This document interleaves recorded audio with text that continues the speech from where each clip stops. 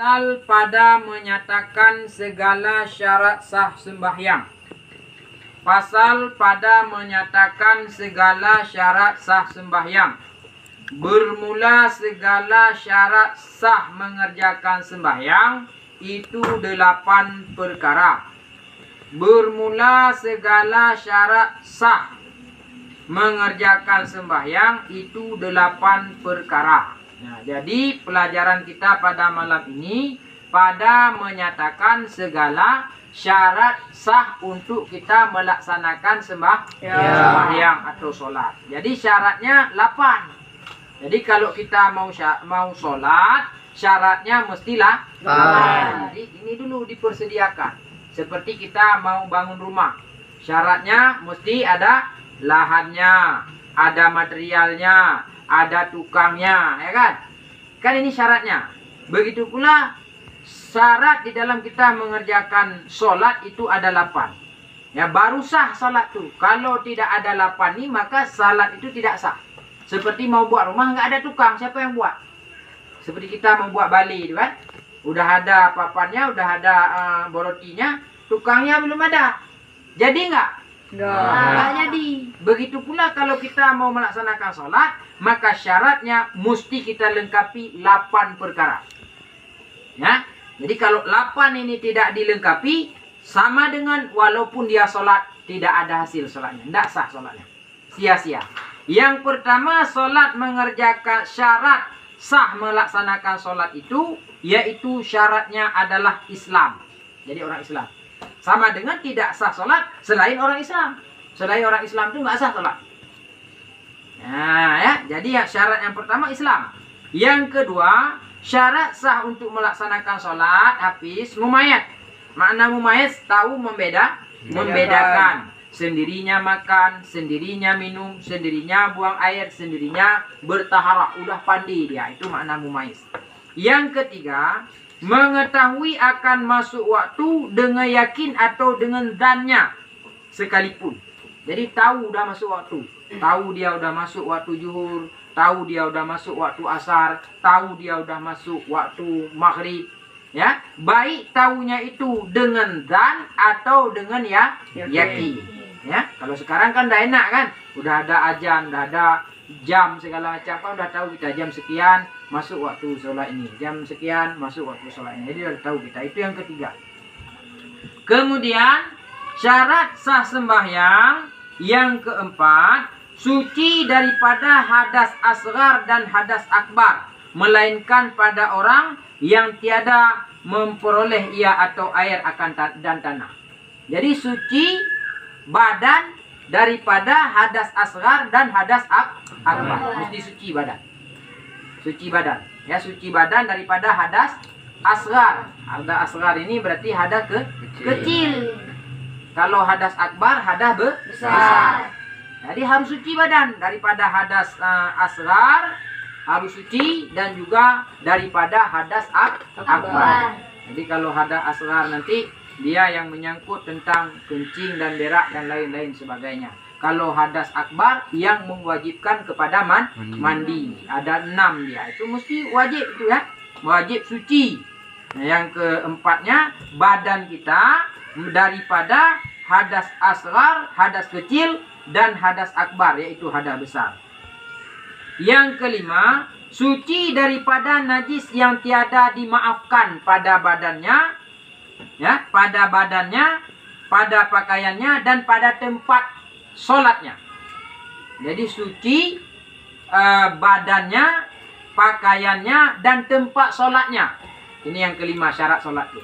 Jadi badan kita mesti suci, ya kan? Kemudian pakaian kita mesti suci, dan juga tempat. Maka ini kita harus memahami hukum taharah. Disinilah kita pentingnya memahami hukum taharah, supaya kita bisa menyucikan badan kita, bisa suci daripada hadas, daripada najis. Kan? Najis itu kan ada 3. Ada najis mukhaffafah, ada najis mutawasitah, ada najis mughalladhah. Kalau najis mukhaffafah itu cukup perci air, kencing anak bayi laki-laki yang belum makan makanan, seperti pelajaran yang telah lalu. Kemudian najis mughalladhah, najis berat dari anjing dan babi. jilatannya atau basah badannya dan lain-lain sebagainya. Jadi kalau najis mughalladhah maka dia wajib disamak. Cuci dengan air 7 kali. Salah satunya bercampur dengan tanah yang suci.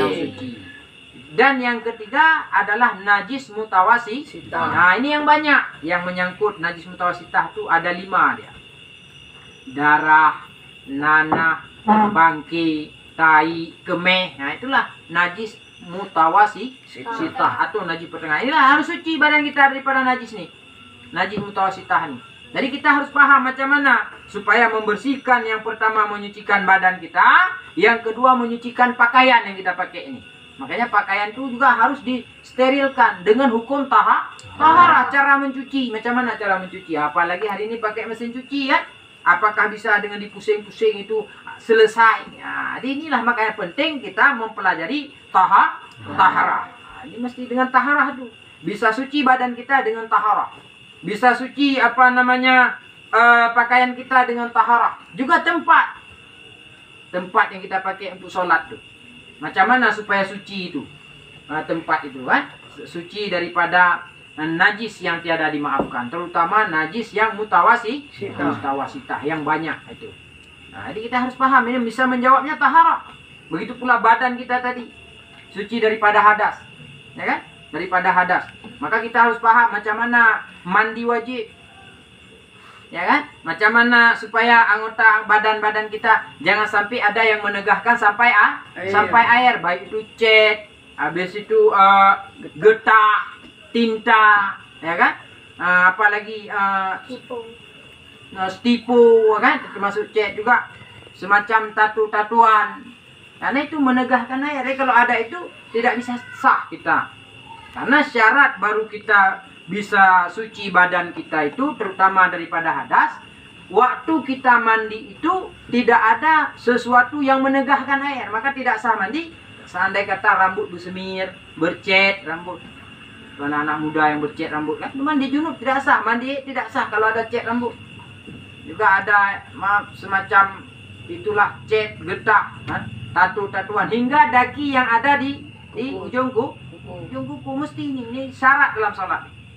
Maka harus balik kita dalam kita syarat salat ini kepada hukum bertaharah. Dari syarat yang pertama kita sah salat tadi, yang pertama Islam, yang kedua mumayyiz, yang ketiga mengetahui masuk waktu, yang keempat suci daripada hadas asghar dan hadas akbar. Kemudian yang kelima suci badan, suci pakaian, suci tempat daripada najis yang tiada dimaafkan ya. Kemudian yang keenam menutup aurat pada yang kuasa jikalau pada tempat yang sunyi sekalipun.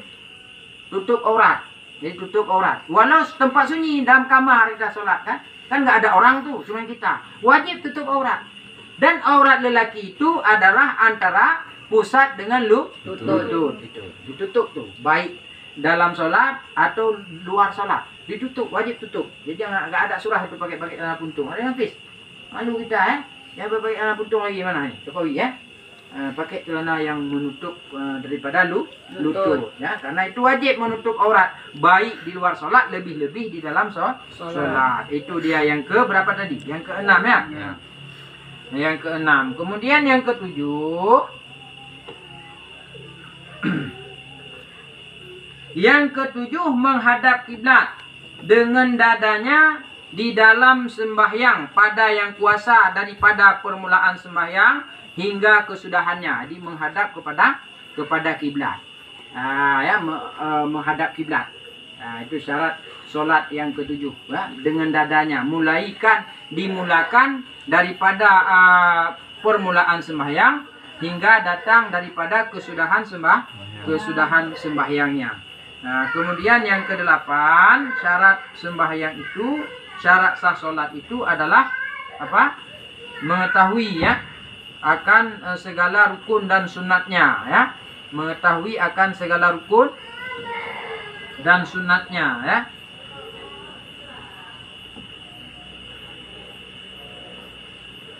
Nah, jadi itulah dia syarat sah di dalam kita melaksanakan sholat, ya.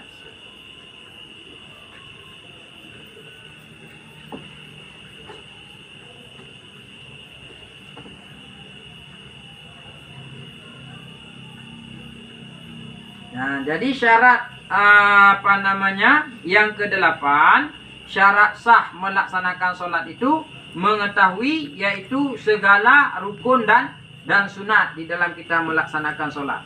Mana rukunnya, kemudian mana sunatnya, kemudian mana bahagian-bahagian sholat itu, mengetahui yaitu segala rukun dan segala sunatnya. Jadi ini yang ke-8. Jadi kita mesti paham dalam kita melaksanakan sholat, mana bahagian-bahagian rukunnya. Kalau rukun itu tertinggal macam mana, kemudian juga sunat. Kalau sunat itu yang tertinggal macam mana. Ada yang kita tahu mana rukun-rukunnya, mana sunat-sunatnya, mana abadnya, mana hayahnya. Itu harus paham. Maka kalau ini tak paham, maka tidak sah. Jadi kesimpulannya, di dalam kita melaksanakan sholat, maka 8 syaratnya. Pertama, mesti dia itu orang Islam. Yang kedua mumayyiz. Makna mumayyiz ini tahu membedakan atau udah cerdas dia. Yang ketiga mengetahui masuk waktu secara yakin atau dzan. Yang keempat suci daripada hadas asghar dan hadas akbar, melainkan pada orang yang tiada memperoleh air atau tanah. Yang kelima suci daripada najis yang tiada maaf pada badannya, pada pakaiannya, dan pada tempat solatnya. Kemudian yang keenam, menutup aurat pada orang yang kuasa, baik itu dalam sunyi sekalipun. Yang ketujuh, menghadap kepada kiblat. Yang kedelapan, mengetahui akan segala fardu dan sunat dalam sembahyangnya. Jadi inilah dia syarat sah solat. Jadi kalau sama dengan ini tidak kita penuhi, walaupun kita solat, tetapi tidak terhitung kita kepada orang yang solat. Makanya banyak kali orang solat itu tapi tak ada makna solat. Banyak orang solat tapi tidak ada hasil solat. Makanya orang tinggal solat itu kan ada dua. Yang pertama, orang tinggal solat memang enggak solat, sama sekali enggak solat dia. Allahu Akbar, Allahu Akbar, si main catur dia. Allahu Akbar, si main balik-balik api dia. Ya kan? Enggak solat, sama sekali enggak solat. Ya kan? Nah, kemudian ada partai yang kedua, ya, dia sholat, setiap waktu dia sholat, tapi tidak memenuhi syarat nih. Syarat 8 nih, nggak tahu pun dia tuh. Ya, jadi sama dengan walaupun dia sholat, tetapi tidak terhitung dia sebagai orang yang sholat. Nah ini kan rugi ya, capek sholat, tetapi tidak pernah ada hasil kepada sholat. Makanya kalau kita mau sholat, kita harus penuhi ini. Kadang ada surah orang hari ini kan, ya, mending sholat walaupun salah-salah daripada enggak sholat, ya kan? Ini salah, ya. Untuk apa kita sholat kalau enggak ada hasil sholat? Orang yang enggak sholat udah jelas. Kata Allah dalam Al-Quran, ma salakakum fi sakar, qalu lam naku minal musalli. Kenapa kamu masuk dalam neraka sakar? Nah, kan? Maka orang-orang dalam neraka itu menjawab, qalu, kata mereka, kami ini orang tak sholat. Jadi orang tak sholat masuk dalam neraka sakar. Orang enggak sholat tuh. Nanti orang enggak sholat tuh kata Allah dalam neraka dia. Ya? Jadi kalau sempat kita udah sholat dalam neraka juga, rugi enggak? Rugi apa enggak? Rugilah, kita udah sholat masa dalam neraka. Jadi makanya kalau kita mau sholat, kita sempurnakan sholat kita supaya ada hasil sholat. Orang yang enggak sholat udah pasti masuk neraka. Tapi kita usahakan macam mana jalannya supaya kita itu sholat, tetapi kita terhindar daripada api neraka. Ada enggak caranya? Ada. Kita tunaikanlah sholat semacam mana hadis Nabi, sallu kama ra'aituhu nusalli. Sholatlah kamu, kata Rasul, semacam mana aku sholat. Kita belajar sholat tuh. Bukan sholat tuh suka-suka kita, bukan. Sholat tuh ada syariat. Mana syariat sholat ini? Syarat sholat ada 8. Penuhilah 8 perkara ini dengan semaksimal-maksimalnya, barulah ada yang namanya sholat. Baru nanti kita setel, masuklah ke dalam macam mana di dalam kita melaksanakan sholat. Dah paham? Paham? Paham.